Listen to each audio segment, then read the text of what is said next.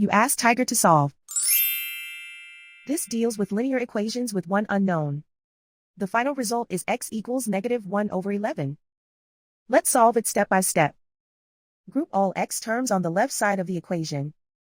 Subtract 67x from both sides. Group like terms. Simplify the arithmetic.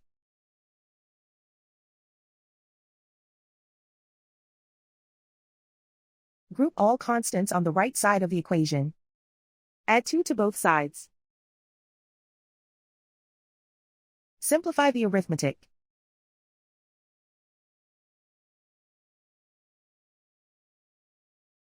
Isolate the x.